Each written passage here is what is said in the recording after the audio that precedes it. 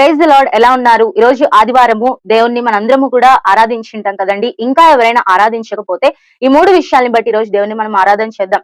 కీర్తనలు 41 అధ్యాయం 13వ చరణంలో కీర్తనాకారుడు అంటాడు, ఇశ్రాయేలు దేవుడైన యెహోవా శాశ్వత కాలము నుండి శాశ్వత కాలం వరకు స్తుతింపబడును గాక.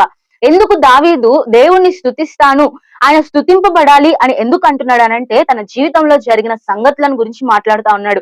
ఈ అధ్యాయము మొదటి వచనం నుంచి కూడా చూస్తే తను గోత్రు అయిన తన సిచ్యువేషన్ గురించి మాట్లాడతాడు. చివరిగా 11వ వచనం 12వ వచనం ఏమంటాడంటే, నా శత్రువులు నా మీద విజయం పొందలేదు అని మాట్లాడతాడు. అంటే ఈ రోజు మనం కూడా దేవుని ఎందుకు ఆరాధించాలి అని అంటే, మనకు దేవుడు శత్రువు మీద విజయం ఇచ్చాడు.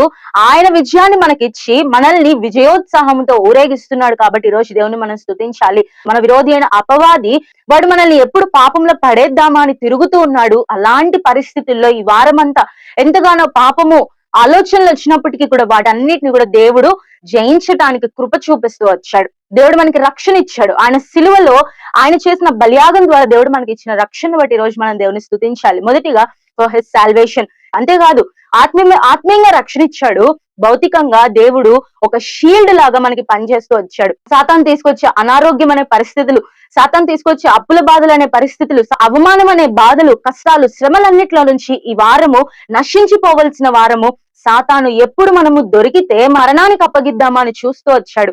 అలాంటి పరిస్థితిలో మనకు ఒక రక్షణ కవచముగా ఉండి మనము వాటన్నిటిలో నుంచి తప్పించబడి ఈ రోజు సజీవులుగా దేవుణ్ణి ఆరాధించే భాగ్యం దేవుడిచ్చాడు. రెండోదిగా ఫర్ హిస్ షీల్డ్.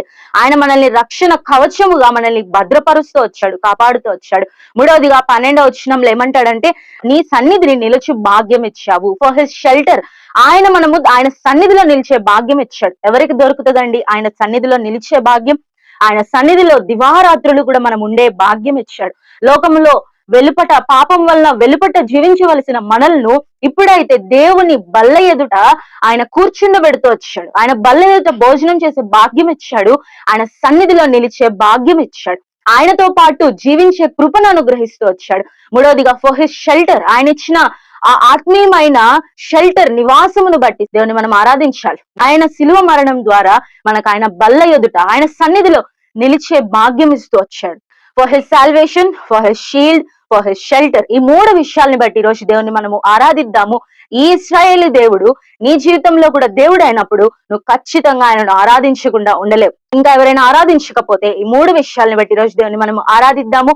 ఆయన చేసిన మహోపకార్యాలను మన జీవితంలో, మన కుటుంబం పట్ల, మన సంఘాల పట్ల దేవుడు చేసిన, మన దేశం పట్ల దేవుడు చేసిన కార్యాలను జ్ఞాపకం చేసుకుంటూ శాశ్వత కాలము నుండి శాశ్వత కాలము వరకు మనం స్తుతించుదుము గాక. Praise the lord.